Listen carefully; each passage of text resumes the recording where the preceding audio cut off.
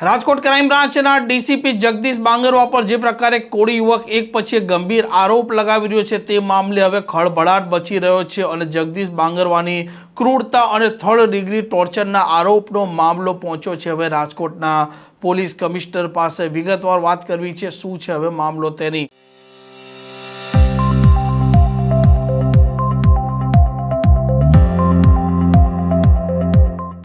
નમસ્કાર, આપ જોઈ રહ્યા છો હોટલાઇન ન્યૂઝ અને હું છું આપની સાથે તોફિક ગાંચી। રાજકોટ ક્રાઇમ બ્રાન્ચના ડીસીપી જગદીશ બાંગરવા જે પ્રકારે વિવાદોમાં સપડાયા છે અને આરોપીઓને ઢોર મારવાની વાત સામે આવી રહી છે અને કોળી યુવક આ સુરેશ વડીચા જે પ્રકારે આરોપ લગાવી રહ્યા છે કે એક બિલ્ડરની અરજીના આધારે આ ક્રાઇમ બ્રાન્ચ તેમને ઉઠાવી લાવે છે, તેમને ઢોર મારી ઊંધો લટકાવે છે, તેમનો પગ ફ્રેક્ચર કરવામાં આવે છે અને તેમના ગુપ્ત જે ભાગ છે ત્યાં પણ પેટ્રોલ નાખવાનો પ્રયાસ કરવામાં આવે છે। તેમના આ આરોપ અને થર્ડ ડિગ્રી ટોર્ચરના મામલામાં હવે ખળભળાટ મચી જવા પામ્યો છે। સમગ્ર ગુજરાતમાં મામલો અત્યારે ચર્ચામાં છે અને હવે કોળી સમાજના અગ્રણીઓ પહોંચ્યા છે રાજકોટના પોલીસ કમિશનર પાસે અને આ મામલે ન્યાયની માંગણી કરી રહ્યા છે। સાહેબ, હું રાજુ સોલંકી મારું નામ છે।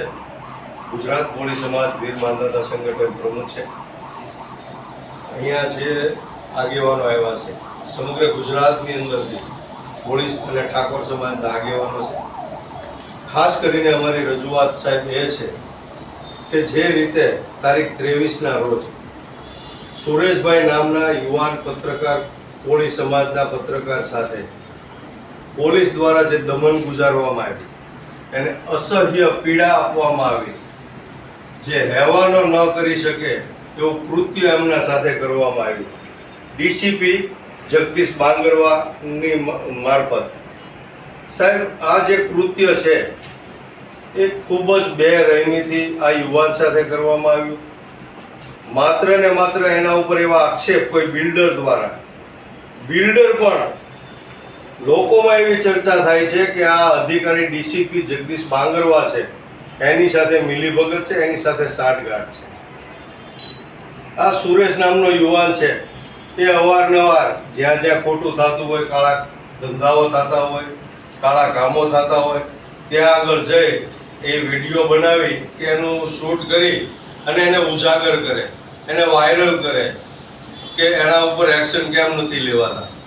ત્યારે આ બિલ્ડરે જગદીશ બાંગરવા નામના જે ડીસીપી છે, અધિકારી છે, એને રજૂઆત કરી। આ રજૂઆતના આધારે ડીસીપી જગદીશ બાંગરવા અને એની ટીમ આ યુવાનને ઉઠાવીને એલસીબી કચેરી ખાતે એને પૂરી એના તમામ કપડાં કાઢી નિર્વસ્ત્ર કર્યો।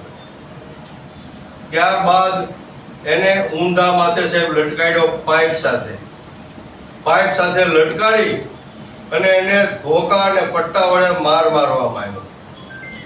માર્યા પછી આનાથી એને સંતોષ ન થયો હોય, જે અતિ વિકૃત માનસિકતા ધરાવતો આ વ્યક્તિ છે, એણે પેટ્રોલ મગાવી।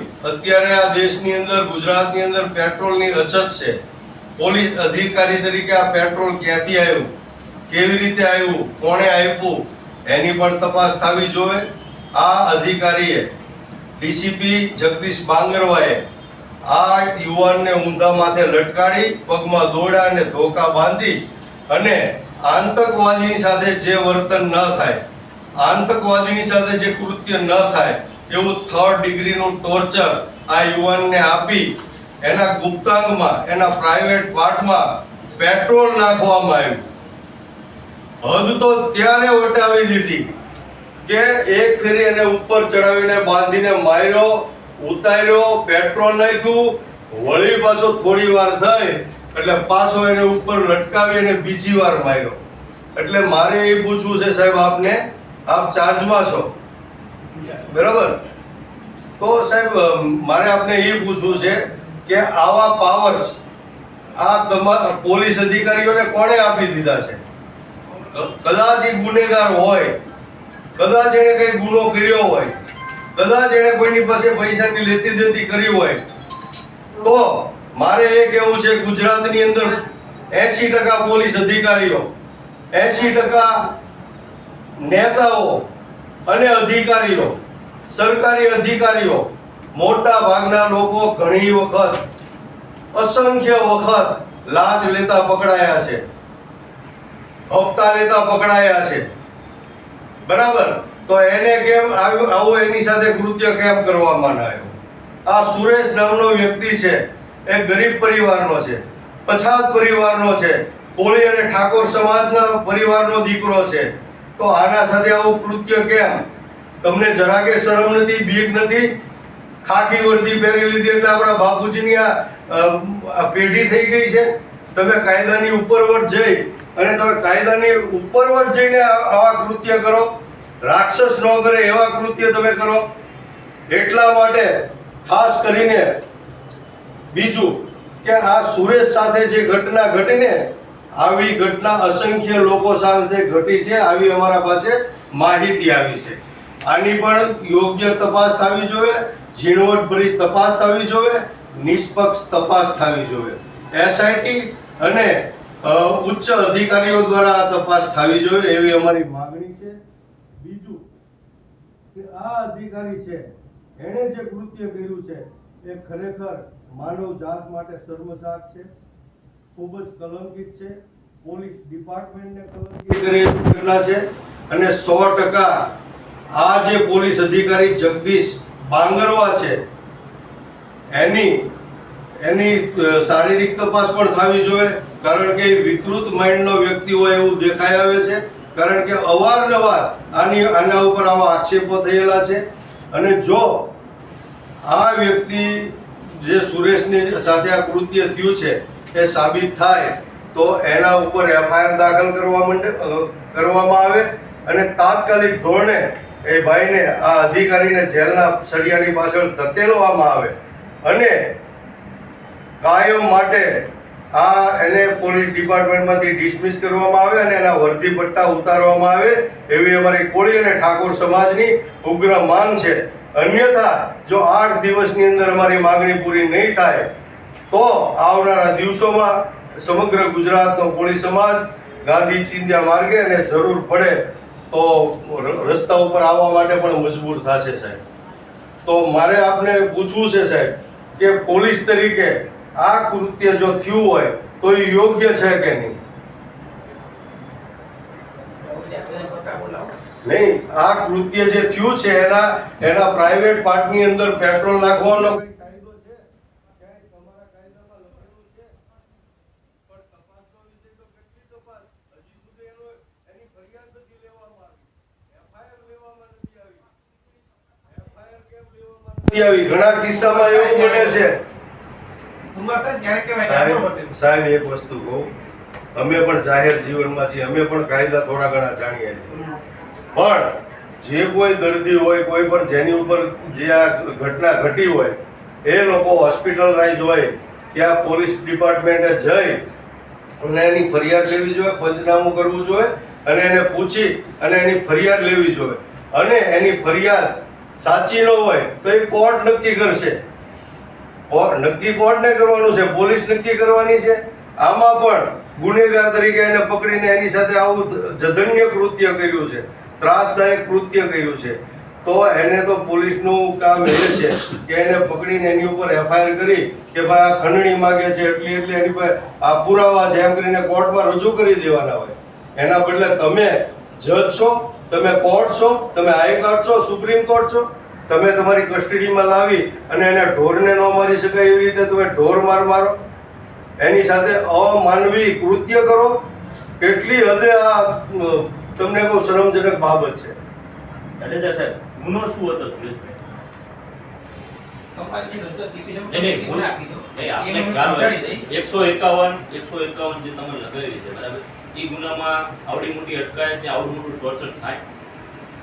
151 અટકાયત માટેની હોય, હા, ટોર્ચરનો પ્રકાર વાત જે છે એ તો તપાસનો વિષય છે. ખરેખર થયું કે નથી થયું સાહેબ, એ તો તમે એમ તો તપાસનો વિષય છે, તો ડાયરેક્ટ એની આ ટોર્ચરિંગ કેમ કરવામાં આવ્યું?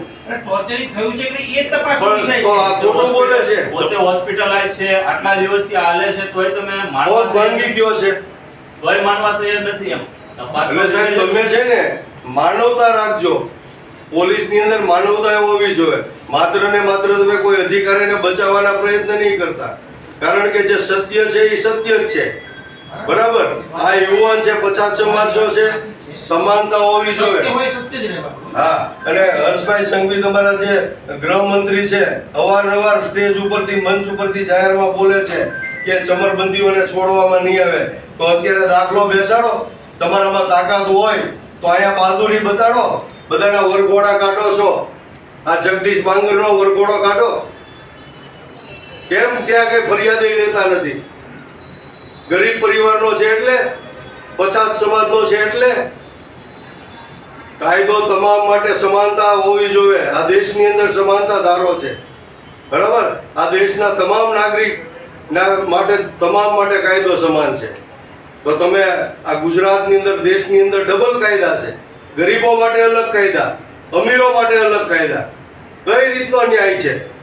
આ હિટલર શાહી છે, તાનાશાહી છે કે લોકશાહી છે, એ નથી સમજાતું. વરઘોડો ચોક્કસ જ્ઞાતિના લોકોનો નીકળ્યા. વરઘોડો ચોક્કસ જ્ઞાતિનો અને ટાર્ગેટ કોળી સમાજના દીકરાઓ, કોળી સમાજના દીકરાઓને જો સાહેબ આ અધિકારી સંડોવાયેલો હોય ને એનો ગુનો સાબિત થાય અને એનો વરઘોડો નહીં નીકળે તો સાહેબ આ કોળી અને ઠાકોર સમાજ સાખી નહીં લે, બિલકુલ સાખી નહીં લે. તો કાયદા મુજબની જે નહીં, કાયદા મુજબ તો હું એ જ કહું છું, કાયદો બે પ્રકારનો છે. ગરીબ અને અમીર માટેનો કાયદો અલગ અલગ છે. અહીં તો રજૂઆત તો રજૂઆત તો અમે આવવાના જ છીએ. પહેલા અમારી રજૂઆત પૂરી થઈ જાય. મળવા તો જો રજૂઆત. રજૂઆત અમે કરવાના જ છીએ, રજૂઆત કરવા જ આવ્યા છીએ, નકરો કાગળ ને એવું નહીં સમજતા કે ભાઈ કે આ બધું તમે આમાં ઢીલ મેકી અને ભીનું સંકેલવાના પ્રયત્ન કરો. આની પાછળ કોળી સમાજ ઠેક સુધી લડી લેવાના મૂડમાં છે. ન્યાય નહીં મળે તો બંધારણ અને સંવિધાનના હક પ્રમાણે અમારો પણ અધિકાર છે. એના માટે અમે જે લડાઈ લડવી પડે એ લડવા માટે તૈયાર છે. આવો આવો આવો.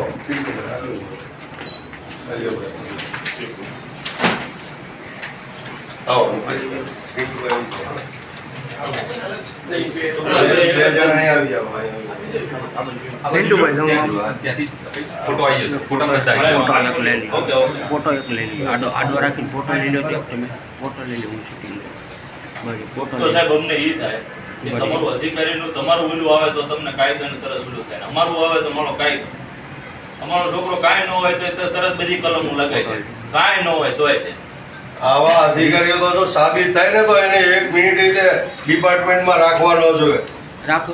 સારા પ્રમાણિક અને નિષ્ઠાવાન અધિકારીઓને આમાં કલંક લાગે છે.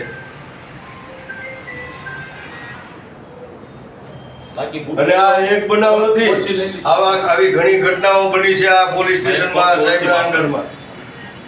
ઓલા અંદર ઊંચા કહે છે ને કે હું એમ નહીં કે 5 થી 7 વ્યક્તિના કે આ પ્રકારના સમાચાર માટે હોટલાઇન ન્યૂઝ ડે ચેનલને લાઇક, શેર અને સબસ્ક્રાઇબ કરવાનું ભૂલતા નહીં. નમસ્કાર.